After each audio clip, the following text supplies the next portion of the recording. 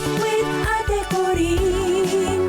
Kwento natin ay kwento niya rin. Face to face, buhay ang ating. Hello! Kapatid, ito'y para sa atin.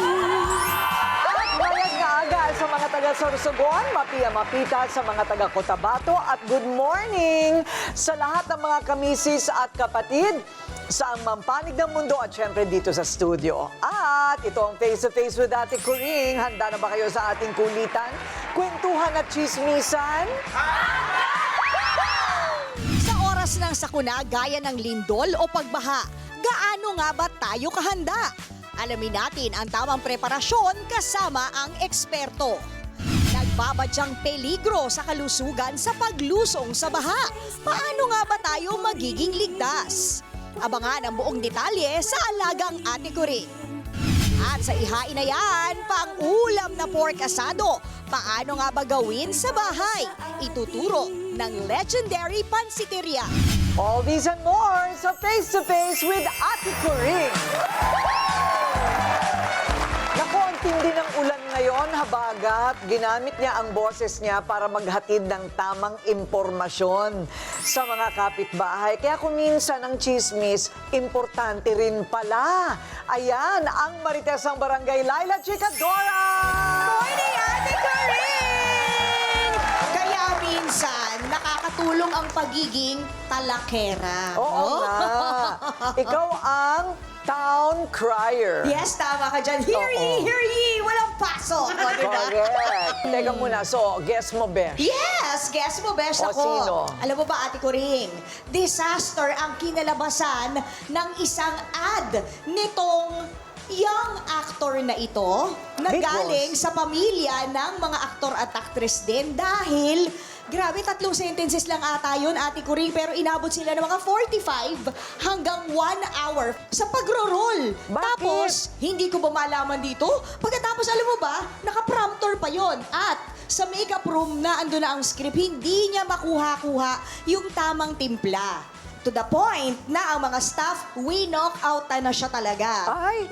Kasi nga, ang Sino to tagal. yung lalaki, yung babae? Yung lalaki. Ah. Naku, ang cute-cute pa naman niya. 3 linya lang? Yes, 3 linya lang. So ano ang nangyari? Winock-outan siya at hindi na umere kahit kailan ang ad. Sayang lang yung binayad sa kanya. Pero in fairness dito kay Cutie, kita mo naman sa frustration niya. Ano nga ang problema? Kailangan magpa-doktor? Hindi ko alam kung malabo mata niya. Naka-prompter na nga eh. Oo. Hindi ko rin alam. Ay, baka dyslexic. Kaya nagalit na talaga yung head writer, nilayasan siya. Kulang na lang talaga. Ay, ibang lumipad ang klase script. naman din yan. Oo. Yun. Pero mabait na bata ito, Ate Oh, Coring. yun. Parang itong susunod, mabait ba ito? Kayo nang magsabi. Pag oras ng kalamidad, lagi siyang alerto at handa sa anumang pwedeng mangyari. Sige nga, gaano ka kahanda ang poging tambay ng Barangay Ryle Santiago? Good morning mga kamisis! Ate Coring, handang-handa po ako. Halos kumpleto na po. Meron akong mga waterproof na damit. Meron akong power station at meron akong binibentang power station. Okay. Kulang na lang po yung kakamustahin kung bahaba sa kanila. Yun na lang eh. Ano ka ba?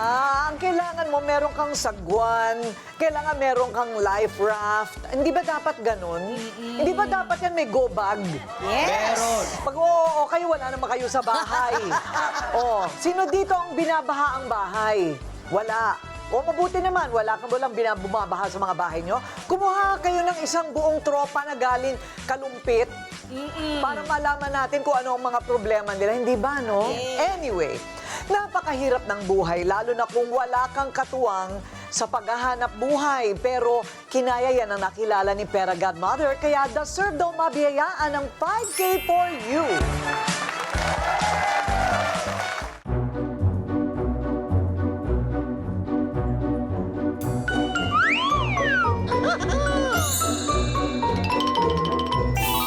Gaano kahirap maging solo parent? Kasi syempre tatayo ka bilang nanay, bilang tatay. Supposed to be dapat Dalawa may kayo. katuwang ka eh. Mag-aalaga ka ng bata, magtatrabaho ka at the same time. So, mahirap. Hindi mo nakikita ang sarili mo na ganyan. Ayaw mo. Ayaw. Ayaw. May hinahanap akong isang babae na araw-araw para pa rin na nagsisilbi para sa kanyang kapwa. Hindi lang siya solo parent, siya rin ay leader ng mga solo parent na kanyang inaasikaso. Tara, kilalanin natin siya. Hello, Ate Doris! Ako ang iyong Peragad Mother. Ikwento mo nga sa akin, ikaw ang leader ng iyong organisasyon na solo parent. 2021 kung maging presidente ng solo parent dito sa Barangay Ilaya. Kung ano man po yung mga pangangailangan ng mga members ko, andyan po ako para tumulong sa kanila. Ikaw rin ay may 2 anak, di ba? Na Opo. paano mo naman tinataguyod ang iyong 2 anak bilang solo parent din? Ngayon nasa college na po sila. So kami naman po pamilya, tulong-tulong naman po hanggang mapatapos po namin yung mga bata. Yung 2 anak na ikaw ay nagpapalaki is inampon mo sila? Opo, adopted ko po talaga anong sila. inapunta sa'yo? Panganay, 6 months old, iniwan na po sa akin ng pere. Yung Nursing? babae po, nursing naman po. Naku, medyo mahirap magpaaral ng ganyang kurso. Paano mo naman yan na itatawid? Pinagtutulungan po namin para lang po maka ipagpatuloy yung pag-aaral. So minsan po yung may mga income po kami like kasi ang ano ko po talaga empanada. Gumagawa po ako ng Spanish empanada. Naging business ko po yan since 1997. Kaya naman, deserve kang makilala ni Ate Kuring sa studio. Iwan mo na muna yan kung ano man yung ginagawa mo. Isasama na kita para makilala mo si Ate Kuring. Let's go! Thank you. Let's go! Peragad Mother, where are you? Ate Kuring! Kasama ko si Ate Doris. Naku, nakita ko yan sa Barangay Ilaya. Parang magagawa ng kanyang kuntsinta. Ayan. Magandang umaga po, Ate Ano naman ang buhay-buhay natin ngayon, Doris? Ma'am, ito po isang solo parent, single parent na nag-aalaga po ako ng 2 bata. 2 bata. Apo. Hindi ka na talaga nag-asawa. Hindi na po. Ampon daw yan. Opo, bali. Oo, sinabi Yes, mo. yes ba? Alam Hindi. naman nila? Alam naman po nila. Okay. Opo. So ngayon, nag-ampon ka, ayaw mo na talaga mag-ampon ng isa pa yung asawa. Wag na lang. Tama na po yung Oo, 2 bata. Sakit pa sa ulo yun. Oo. So ano naman ang mga pangarap mo sa iyong mga anak-anakan? Ate Cory, ang ano ko lang po sa mga bata, yung makatapos po talaga sila ng pag-aaral. Opo. Ayun. At Yun yun lang. ay ginagawa mo sa pamamagitan ng... Nag-aano po kasi may business po kasi ako, Ate Coring, na na-stop. Bali po ang inaano ko ay naggagawa po ako ng Spanish empanada. Ayun. Opo, so okay. na-stop po yan siguro po nung time po ng pandemic. At maliban doon, nagkasakit pa yung nanay mo. Yes po, bali 2 years po nagkasakit yung mother ko na ako po yung nag-alaga. Ayun. Opo, bedridden po siya and then namatay po siya noong 2012. Nakakaluto-luto ka pa. Yung that time po na yun, hindi na po ako nakakapagtrabaho po. Hindi na po ako, parang nakapokus na po ako sa mother ko po. Kasi bedridden po siya. Ayun. Pero masarap ang Spanish empanada mo. Yes po, Ate Ano bang Coring. laman nun?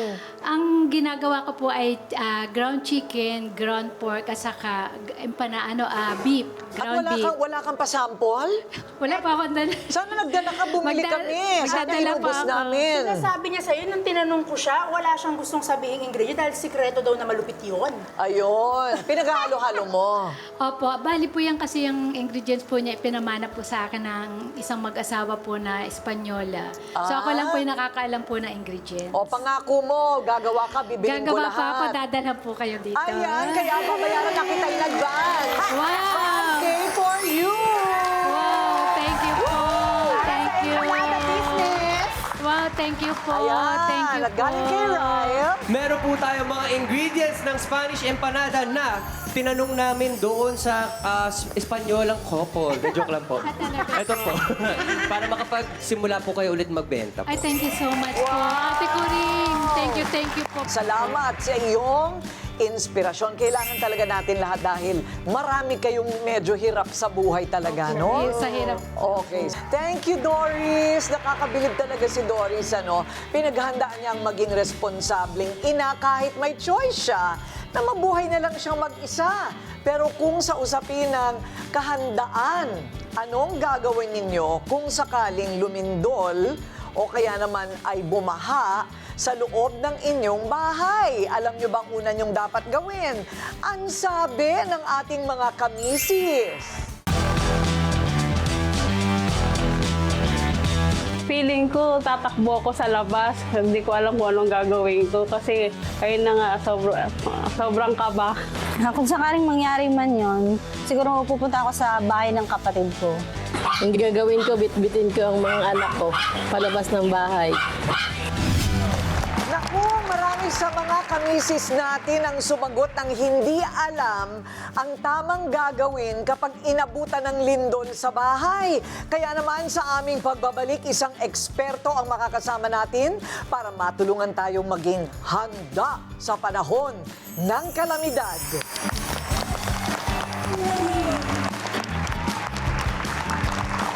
Sa mga nakaraang buwan, marami sa atin nakaranas ng lindol. Yan po ay worldwide, meron po sa iba-ibang mga bansa. Hindi ko naman alam kung bakit nagkapare-pare. O ibig sabihin, nagkasunod-sunod sa iba't ibang bansa ang mga lindol. Nakakahilo, talagang nakakakaba, hindi ba? Pero kung biglang lumakas ang pagyanig, alam na ba natin kung paano kumalma at dapat gawin? Sa isang earthquake simulation, alamin natin paano pinaghahandaan ng ganitong sitwasyon.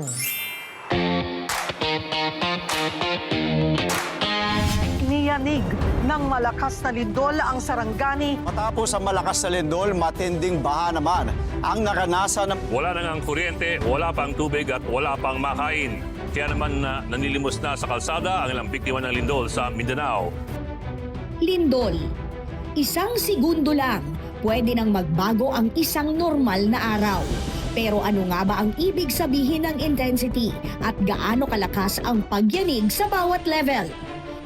Kunyari, bahay ko to, ha? Yan. Teka, parang gumagalaw ang lupa. Hala, bakit parang lumalakas na yata? Parang hindi ko na yata kayang, yung tubig na ay! Hindi mo alaman. Naku, kailangan ko na yata mag-cover and hold. Parang mas tumitindi yung pagyanig. Habang lalong lumalakas ang pagyanig, lalong nakikita ang pagkakaiba ng bawat intensity. Pero ano nga ba ang aktual na nangyayari sa bawat level? Pag sinabi po nating intensity 4, yung mga natutulog nagigising po sila. Tapos yung mga light to objects, makikita na po natin na yung gumagalaw siya. Sa intensity 5, mas marami na ang nakakaramdam at mas maraming bagay ang gumagalaw. Sa intensity 6, mas mapapansin po natin yung mga bibigat na mga gamit, mas makikita natin siyang gumagalaw. Nagsisimula na rin po yung mga damages na nakikita natin sa mga weak buildings. At pag umabot na sa intensity 7 hanggang 8, mas malaki na ang posibilidad ng pinsala, kasama ang liquefaction at landslide sa ilang lugar. Pero bakit nga ba may mga lugar na mas malakas ang nararamdamang pagyanig kaysa sa iba? Nag-iiba-iba po ang intensity. Depende po yan. Meron po tayong dalawang factors na dinedetermine ay yung layo o yung lapit natin dun sa pinanggalingan ng lindol. Dagdag ng PHIVOLCS, may epekto rin daw ang klase ng lupa at kung gaano katibay ang mga gusali. Kung mas malambot ito o kaya naman water saturated, maaring sa tabi ng ilog o dagat, mas malakas po natin itong mararamdaman. Pero hindi pa huli ang lahat. May ilang paraan para tayo ay makapaghanda kung sakaling magkaroon man ng lindol. Una po, bago pa man magkalindol, kailangan alamin po natin ano ba yung mga lugar o kung yung lugar nyo po ba ay maapektuhan ng malakas na lindol. Pwede po tayong gumamit ng tinatawag nating Hazard Hunter PH o tingnan kung matibay ba ang ating bahay gamit ang How Safe is My House para po alam natin kung yung bahay ba natin kaya niyang mag-withstand na intensity 8 na ground shaking. Pagka meron din po na paglindol, kung sakaling mangyari man ito, tayo po ay mag-duck cover and hold. Sa lindol, hindi natin kontrolado kung kailan ito darating. Pero ang paghahanda, pwede nating simulan ngayon.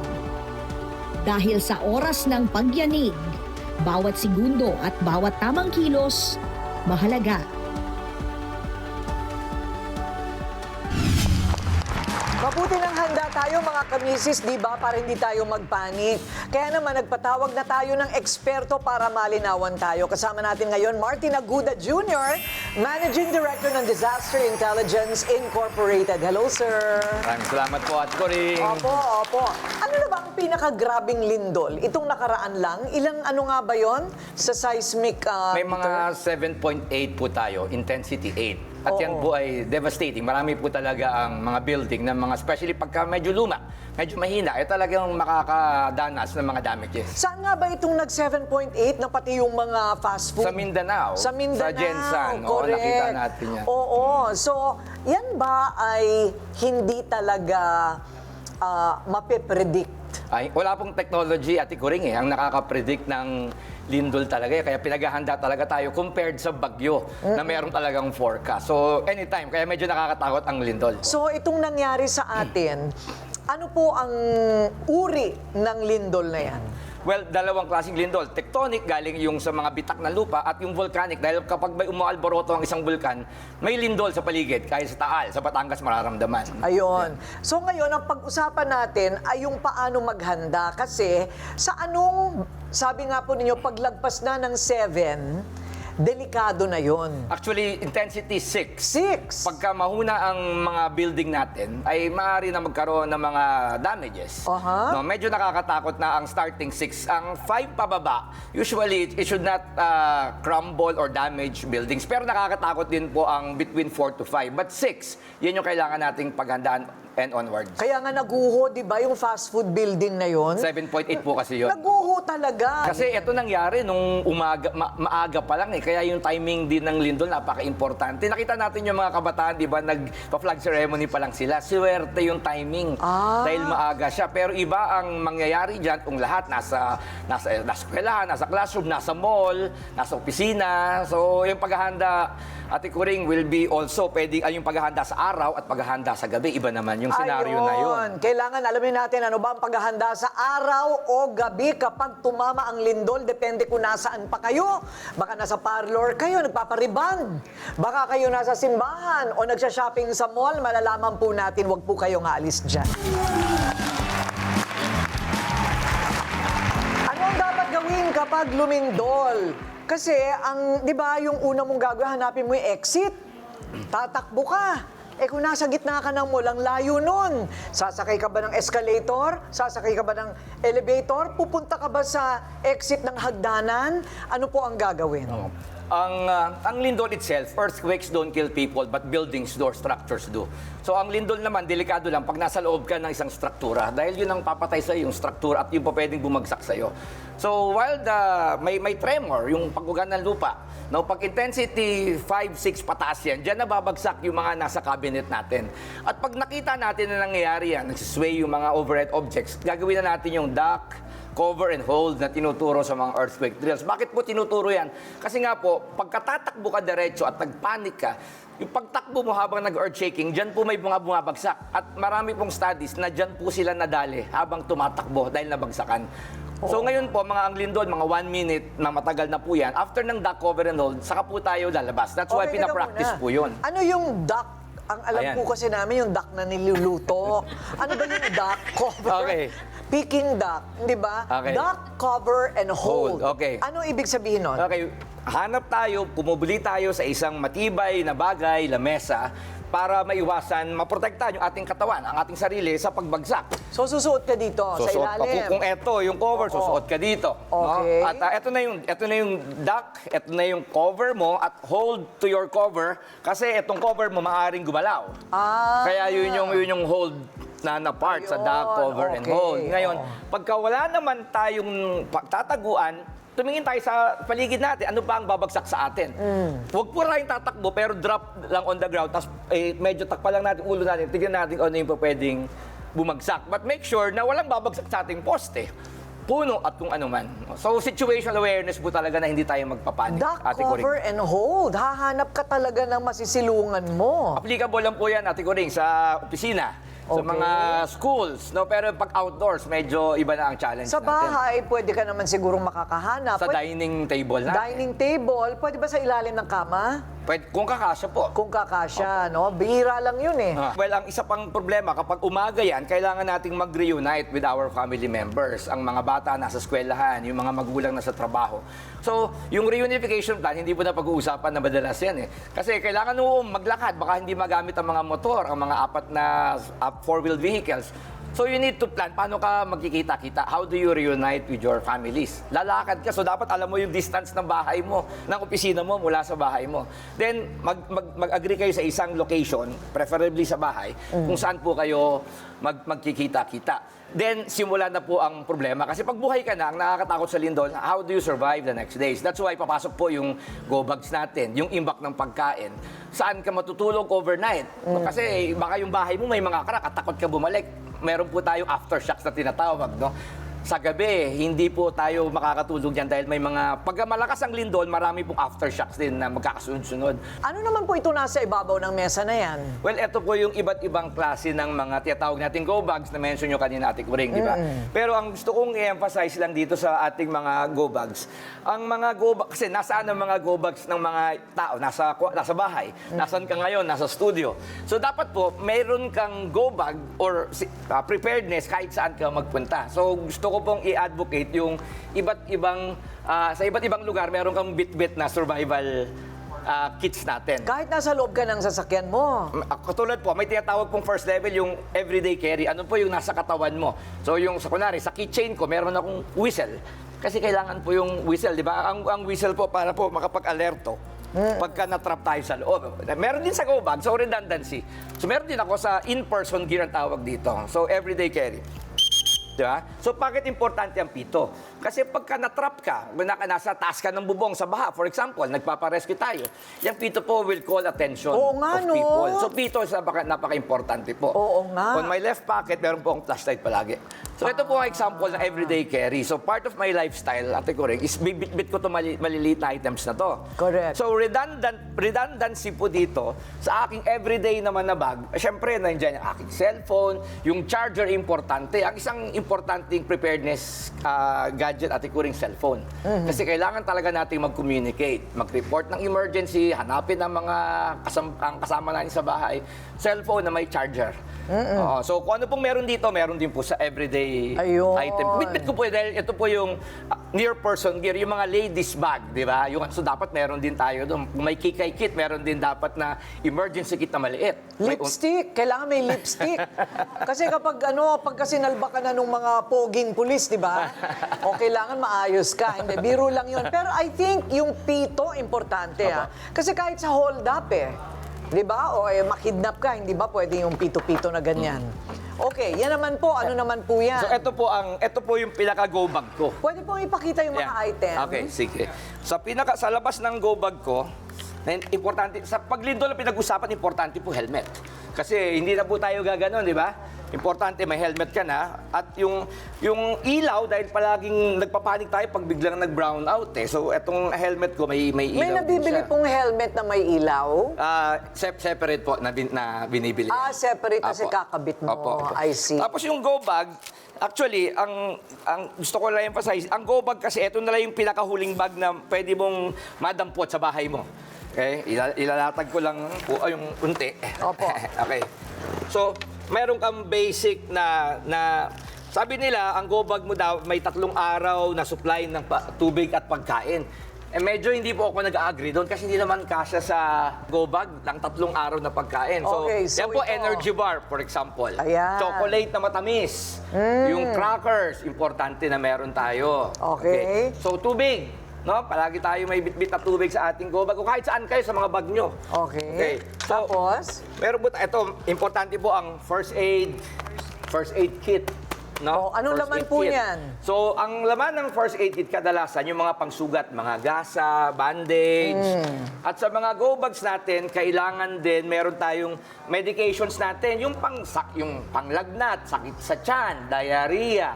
At kung may high blood, di ba, yung mga prescription medications, pang-diabetes, dapat meron tayo niya. Kompleto.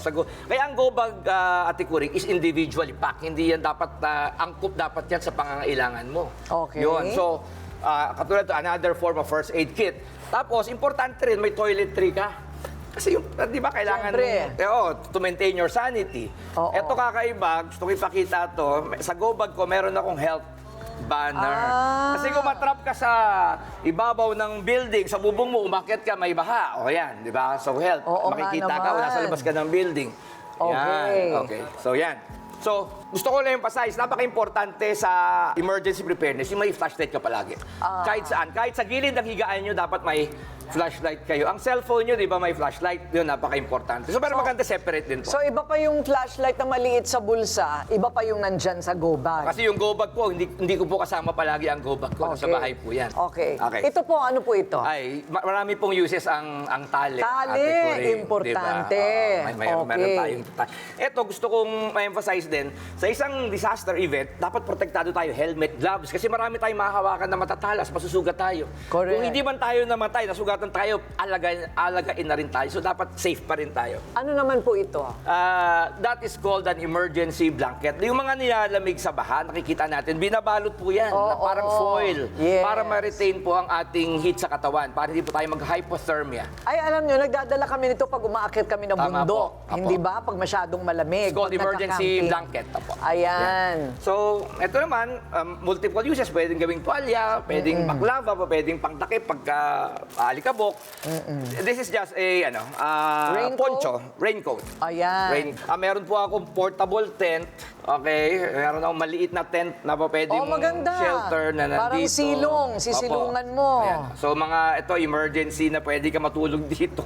Ayan. Parang folding na parang cut na ganyan. Ayan. Okay nga, ilista nga natin muna bago tayo magkalimutan. Ano dapat ang laman ng inyong go bag?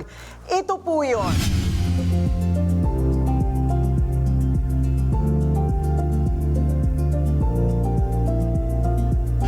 So kung sa baha naman, may go bag ka din.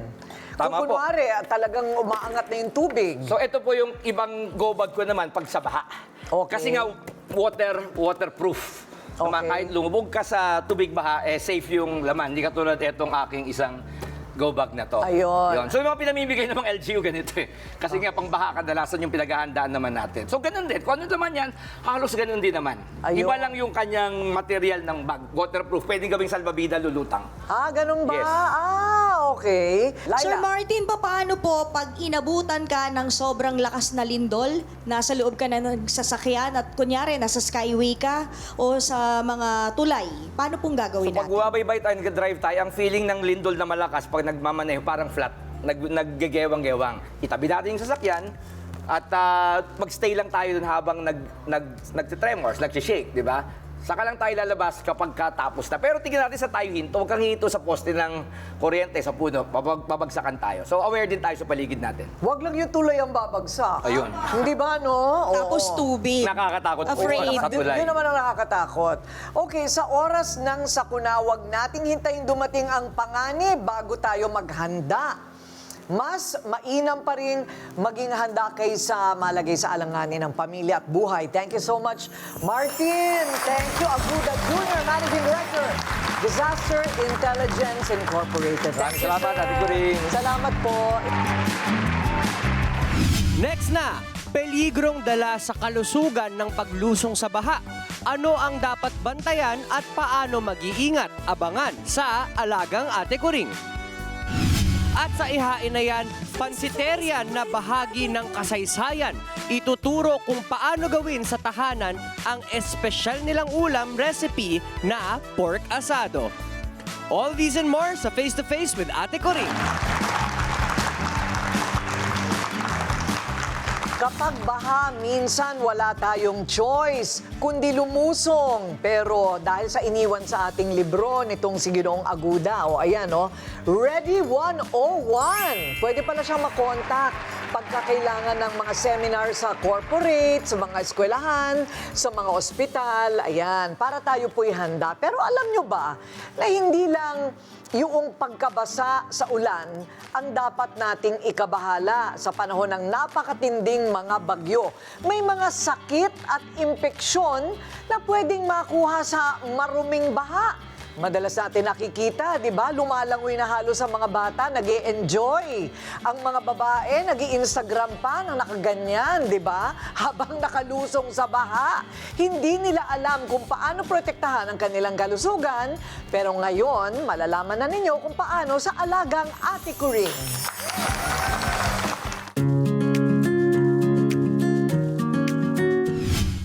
pang-1.5 buwan na ulan. Yan ang bumuhos sa Luzon sa loob ng 9 na araw dulot ng magkakasunod na bagyo at habagat. Kasabay nito, malawakang baha ang puminsala sa maraming Pilipino. Pero hindi lang putik at sirang gamit ang iniiwan ng baha. Maaari rin itong mag-iwan ng bakterya, virus at iba pang mikrobyo na banta sa ating kalusugan. Kailangan tandaan ng mga tao na ang tubig baha ay parating madumi. So kung meron mang isang pinakamalaking panganib na meron tayo kapag lumulusong sa tubig baha, ito ay ang sakit ng leptospirosis. So ang leptospirosis kasi, isa siyang zoonotic na disease. So meaning, galing siya sa mga hayop. Partikular, galing siya sa ihi ng mga daga. At dahil hindi maiiwasan ang baha, no choice ang ilan nating kapatid na suungin ang mapaminsalang tubig baha sa kabila ng banta nito. Aside sa leptospirosis, andyan yung diarrheal diseases. So ito yung parati kang dumi ng dumi, nalusaw ang pagdudumi. So apart doon, pwede rin magkaroon ng acute gastroenteritis. So maliban sa pagdudumi, andun yung pagsusuka. Pangatlo, andyan yung mga skin infection. So yung possibility na magkaroon ng mga sugat-sugat sa katawan, andoon. Lalo na sa mga pasyenteng merong ongoing na sugat, tapos tululusong ka sa baha. Andun yung tinatawag namin na superimposed bacterial infection o magkakaroon ng nakapatong na panibagong mikrobyo, kaya pwedeng mas lalong maging malala yung sugat nila. So yung sintomas kasi depende siya sa sakit. So kadalasan kapag ang pinag-uusapan natin is yung bacterial infection like leptospirosis, ang incubation period niya kadalasan yan mula 2 araw hanggang 30 araw. So sa ibang sakit like yung mga diarrheal na mga sakit, kadalasan pwede siyang mangyari oras after mong makakain or makainom ng kontaminadong mga tubig or pagkain, or pwede ring araw after mong makakain or makainom ng mga kontaminadong pagkain. At kahit patuluyan ng humupa ang baha, hindi pa rin tapos ang panganib. So kapag tayo ay lumusong sa baha, number 1, kailangan siyang linisin ng malinis na tubig at sabon. Ngayon, ang isa sa kailangan din matyagan kapag may mga sugat ang isang tao at na-expose, matyagan niyo siya kung ito ay may panibagong pamamaga or kunwari magkaroon ulit ng nana, kasi kailangan natin mag-gauge, baka mamaya nagkakaroon na naman ng panibagong infection doon sa area na yon. At yung pinakahuli na dapat gawin ng lahat ng individual na lumulusong sa baha ay ang paggamit ng prophylaxis. Ito yung mga gamot na binibigay namin kahit wala pa yung sakit para lang maiwasan namin yung pagkakaroon ng sintomas o sakit. Masaklap mang aminin, parte na ng buhay ng ilan sa atin ang baha. Huwag hayaang lumala na parang tubig baha ang sintomas na inyong mararamdaman. Tandaan, mas madaling umiwas kaysa tuluyang malubog sa sakuna na dulot ng baha. Next na! Isa sa legendary dishes ng makasaysayang pansiteria sa Binondo na pork asado, paano nga ba gawin sa ating tahanan? Malalaman na natin ang recipe sa Ihain na Yan. Magbabalik ang Face to Face with Ate Corinne. Isa sa mga legendary dishes ng isang pansiteria sa Binondo. Mula pa 1894, tinatangkilik. Pork asado. Malasa, malambot at puno ng sarap na talagang hinahanap-hanap. Ang good news, kahit sa bahay, kaya palang gawin yan. Laila, hain na yan!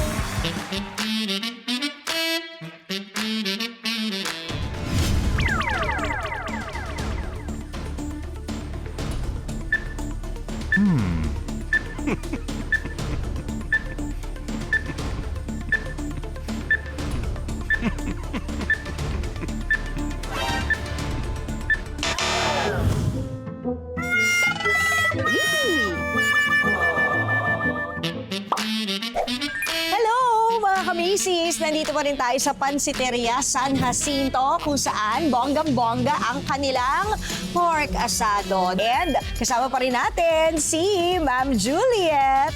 Heto na ang mga sangkap para sa legendary pork asado. Kalahating kilo ng kasim ng baboy, 1 tasang toyo, at kalahating tasang asukal. Tatlong ingredients lang, pero bago yan, sige. Itong asado nyo, ito pa rin, 130 years ago na recipe. Opo. Wow. Napakasimple. So yung meat na gamit natin ngayon ay kasim. Okay. Pwede rin tong palitan ng lomo or Okay. ng liempo. Depende na lang kung ano yung part na gusto nyo. So marinate lang natin. Mga gano'ng katagal? Best talaga ay overnight. So yan, magkasama na yung asukal at yung toyo dyan sa mixture mo. Apa. Pork lang ang inaasado. Pwede bang chicken, ganyan? Pwede rin. Since wala tayong pugon dito, pwede po tayo dito na lang magluto sa kasirola. Maglagay na tayo ng konting mantika para lang hindi dumikit. Isasama natin yung marinade para yun yung parang magiging sarsa niya na hamonado style. Lagay na natin. Ayan. Tapos sama na lang natin yung sauce. Ayun. Para pagkuluan niya. Okay. Papalambutin siya? Papalambutin na. Mga ilang minutes yan hanggang sa lumambot? Siguro mga 45 minutes. Pwede na siya. Mas maganda ba pag slow cook? Yung mas maganda. Mas lalabas talaga yung juice. Oo. Ayan, luto na. Tikman na natin. Pa-experience ng ating asado na niluto sa kasirola. O, di ba? Eto na. Maharap. Malambot. Yung corn niya. At kahit na niluto siya sa kasirola, lasang asado pa rin. Yes. Hamonado. Pero, kailangan matikman din natin yung kanilang pinagmamalaking 130-year-old na recipe na asado na galing naman sa pugon. Ayun yung pugon. O ma'am, baka mapasok ka. Ayan. Ang init! Ay, ang paamoy. Kapag ka pala galing sa pugon, mas darker lang ng onti yung kulay niya. Kasi nga naman, may charcoal. Oo, okay. Tingnan niyo yung kulay, mamula-mula. Oh, pasado na agad sa akin yun.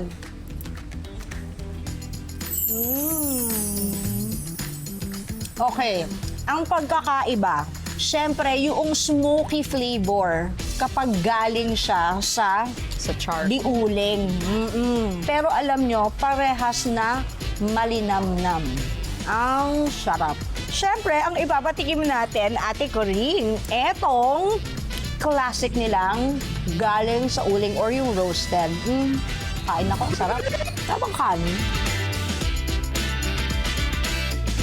O eto na, tingnan nyo naman. Hindi may pagkakaila, yan talaga ang asado. Parang char siu na rin, di ba ito yung char siu? Ang sarap. Laila, ano ang secret nito? Alam mo, Ate Coring, wala silang preservatives na ginagamit. Nakita ko toyo and asukal lang, pero ang sarap. At ang sikreto niyan talaga, kung kaya niyong i-roast or ihaw, ihawin nyo kesa sa niluluto lang sa kaldero. Kasi doon talaga lumalabas yung smoky flavor niya. Yummy! Sarap talaga, grabe. Ayoko nang tigilan nung nandun ako. Oo, masarap. O hindi ba nakaka-happy po dito sa studio, mga kamisis? Ang dami yung natututunan. May pakain pa kayo. Kailan naman kayo pupunta dito sa amin? Magkakilala naman tayo. Sa mga nanonood sa bahay, kung gusto nyo maging part ng studio audience namin, iscan mo na ang QR code na nasa screen ngayon. Correct! Scan na at itayin ang mensahe ng aming staff para sa kumpirmasyon. See you soon, mga kamisis! Kwentuhan sa Lunes. Single at handa ng Lumab Life? Paano ba mahahanap si The One? Abangan ang tips ng professional matchmaker na si Coach V. Transformation ni social media personality Magdalena Fox. I-reveal na sa Type Mo Banay? At abangan ang espesyal na treat sa 5 kabayan natin sa Hong Kong sa OFW to the World. Ito ang Face to Face with Ate Coring. Harapang kwentuhan at usapang walang iwanan. Face to face, issue ay harapin. Face to face, solusyon ay hanapin. Face to face, problema ay ayusin. Sa tulong ni Ate Coring. Face to face.